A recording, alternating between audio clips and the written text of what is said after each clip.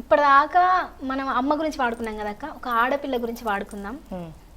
నాకు కూడా బాగా ఇష్టమైన పాట ఇది. అంటే ఆ పాటలు కూడా చాలా అర్థం ఉంటుంది. ఫస్ట్ టైం నేను విన్నప్పుడైతే ఏడ్చిన ఈ పాట విని. ఒకసారి ఆ పాట పాడదాం. మధుప్రియ అక్క వాడింది. అవ్వ అయ్యల మీద అలిగినట్టు నువ్వు అత్తగారింటిలో అలగొద్దు బిడ్డ, అవ్వ అయ్యల మీద అలిగినట్టు నువ్వు అత్తగారింటిలో అలగొద్దు బిడ్డ, అత్తకెదురు నువ్వు చెప్పొద్దు బిడ్డ, మామకెదురు నువ్వు మరలొద్దు బిడ్డ, అది అత్తగారల్లే బిడ్డో బతుకు కత్తి మీది సాము బిడ్డ, జిర్రయాదిలా జిర్రయాదిలా జిర్రయాదిలుంచుకోవి బిడ్డో, అడుగు పెడుతున్నదత్తోరిల్లు జర్ర ఓపిక తెచ్చుకో బిడ్డో, ఆడ బతకాలి నిండు నూరెళ్ళు. అత్త మామలు గారు ఆడిబిడ్డలుంటారు, ఆడిబిడ్డలంటే అర్ధమగుడంటారు.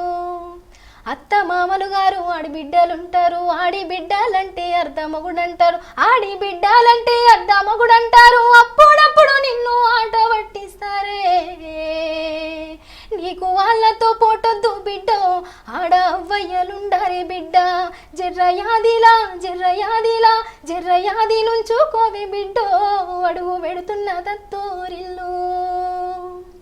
మన ఇంటి కాడులే పొద్దెక్కి లేవద్దు సీకటి మోకాన కిలి ఉడవాలే, మన ఇంటి కాడులే పొద్దెక్కి లేవద్దు సీకటి మోకాన కిలు ఉడవాలే, పక్కింటి వాళ్ళతో పంచాదిలొద్దమ్మ నోరున్నాడిదని ఊరంతా అంటారే.